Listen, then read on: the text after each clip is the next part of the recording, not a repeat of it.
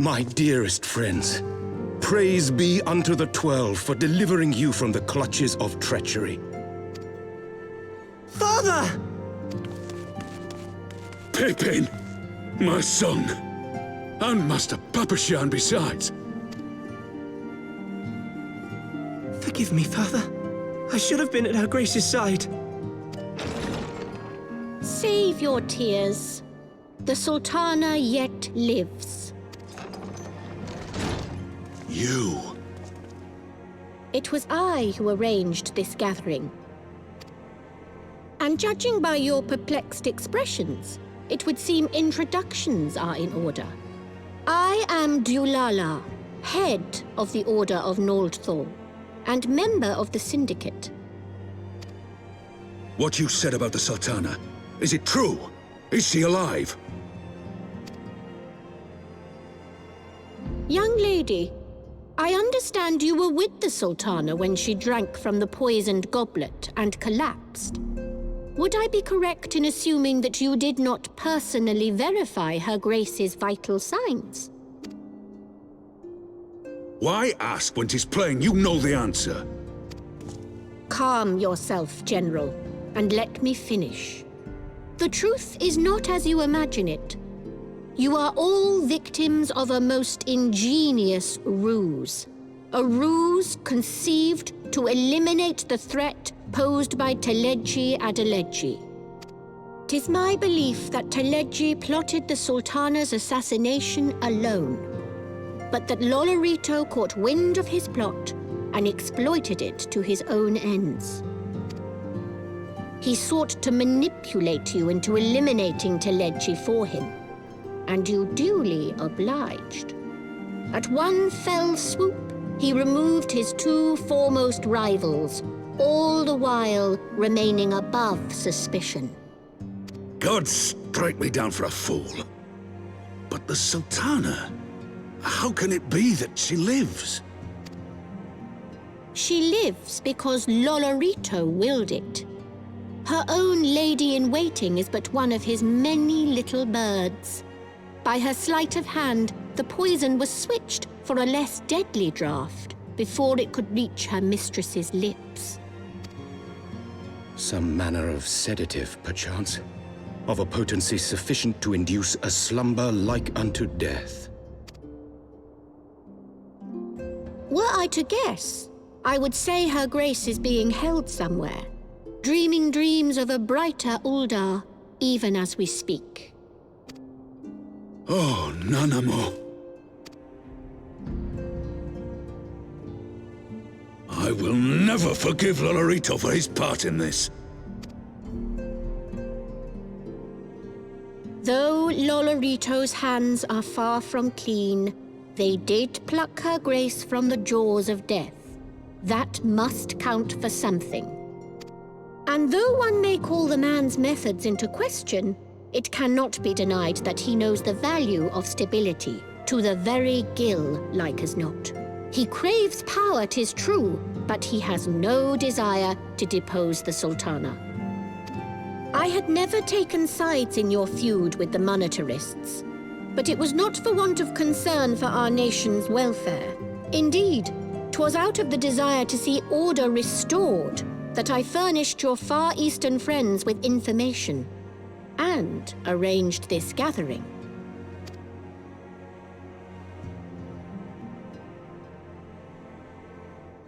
I hope you are ready to work, General, for there is much work to be done. Our first priority must be to bring matters back into balance. Lest you forget Her Grace's words, the true wealth of Uldar lies in the health, happiness, and hopes of her people. As for the more worldly kind of wealth, I am content to let Lolorito help himself to whatever Teleji Adeleji left behind. You, meanwhile, must do that which you alone can do. Rescue Her Grace and take your place at her side once more, for her sake and that of our nation.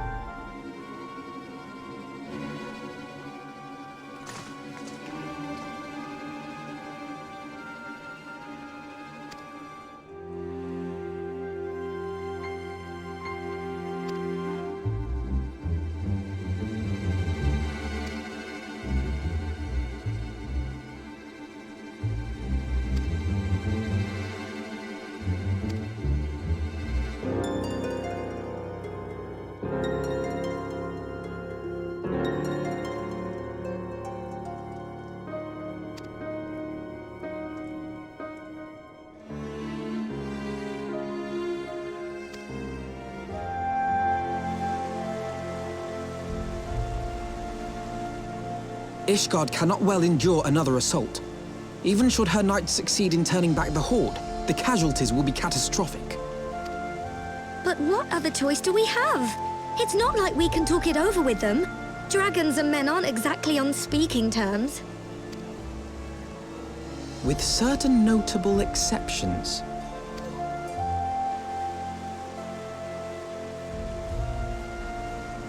You don't mean Iceheart? When last you spoke with her, she lamented her crimes, did she not? Then there remains a sliver of hope. If we can persuade Iceheart to act as our intermediary, we may yet be able to convince Nidhogg to abandon his bloody course. If there is to be a meeting, I would accompany you. Estinian. Even with your intermediary, Nidhogg's blood rage may render him deaf to reason. However, the mere attempt may afford our forces precious time to prepare. Of course, you might also consider a more direct approach to ending this conflict.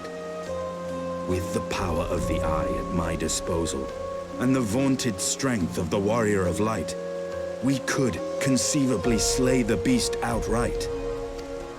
If we are to risk a face-to-face meeting with the Dread Worm, I for one would feel safer in the company of the Azure Dragoon. However, I should only turn to your lance if my words failed to find their mark. Is that clear? Perfectly. I shall assume that Iceheart enjoys similar diplomatic protection until instructed otherwise. A word of advice. Think carefully before divulging the particulars of this plan to Sir Emeric. 'Twould not do to have the Lord Commander accused of consorting with heretics. Indeed. I thank you for your counsel, Estinian. We shall be honored to have you with us.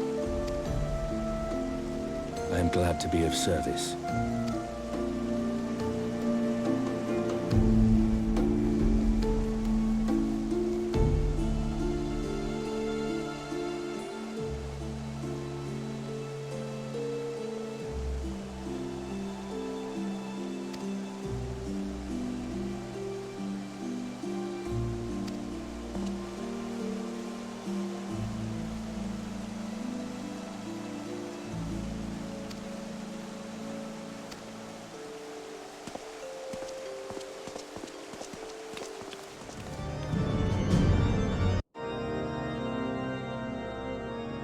I want the defenses of the Outer Ward rechecked. See to it that the ballistas are in good repair and supplied with enough ammunition for a prolonged siege. At once, my lord.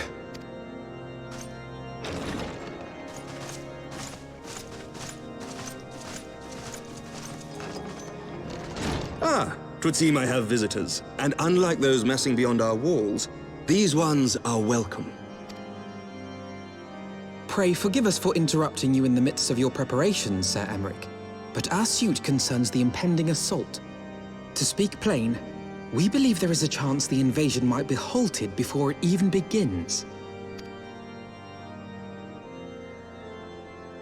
I can divulge little more at this time, but I must nevertheless request that you advise the Holy See to refrain from launching any preemptive sorties whilst we seek to put our plans in motion. I will gladly lend my support to any endeavor that could spare the blood of my countrymen, but I would know more of the cause you would have me champion. Will you not share aught of this mysterious undertaking?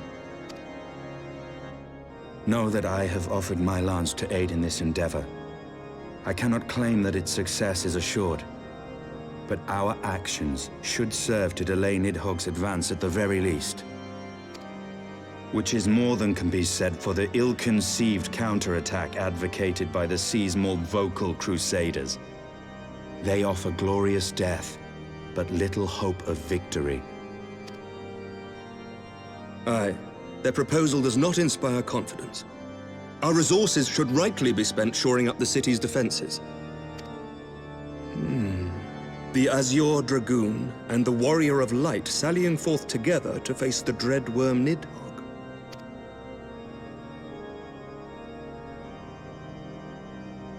I must admit the mere thought of it does much to dispel my misgivings.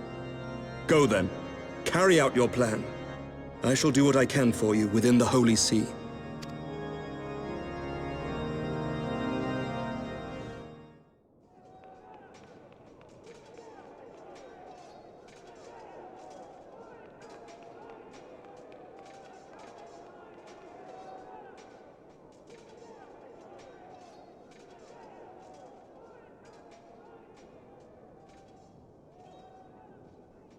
Such commotion. Yes, Your Eminence. The bells of the Observatorium warn of our enemy's approach. So, the dragons are coming. Let them come, in their hundreds and their thousands.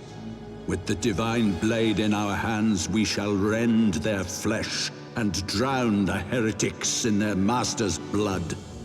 Even Nidhogg and his foul brood shall be powerless to resist us. And when we have rid the world of their pestilence, we shall turn our attention to our Ascian allies. See that they are suitably rewarded for their invaluable assistance. If I may, Your Eminence, the Paragons wield powers strange and unknowable. Can we be certain that they will not see through our deception? We can be certain of naught save the righteousness of our cause. If you would be a true leader of men, you must possess conviction as well as caution.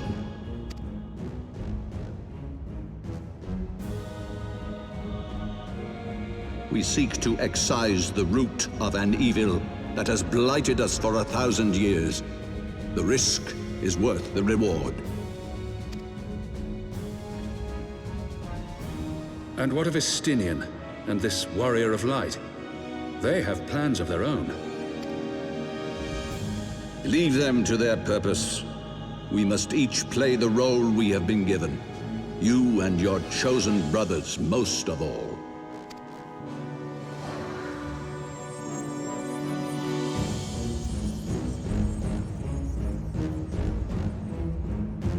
For the glory of King Thordan.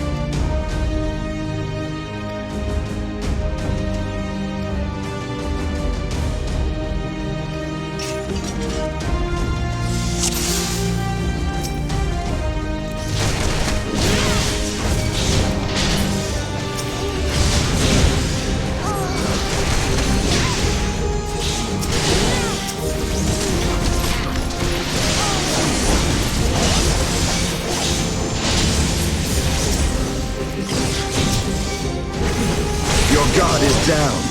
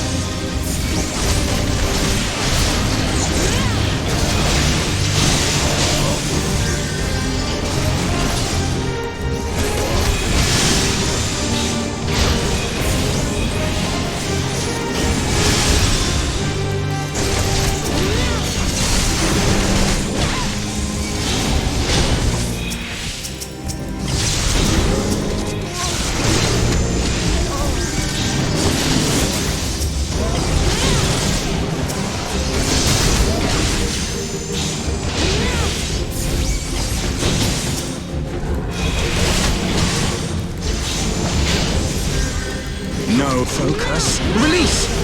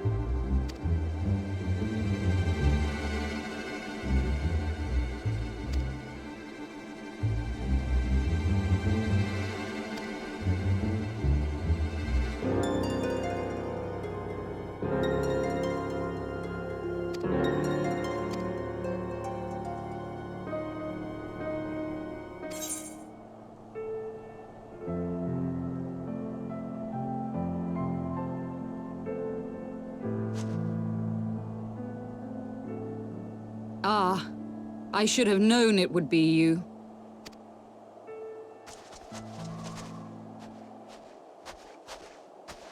Word reached me of a struggle with a small but well-armed band of trespassers. Forgive my comrades their hostility. Few come here uninvited, and fewer still with good intent. Now, tell me why you are here.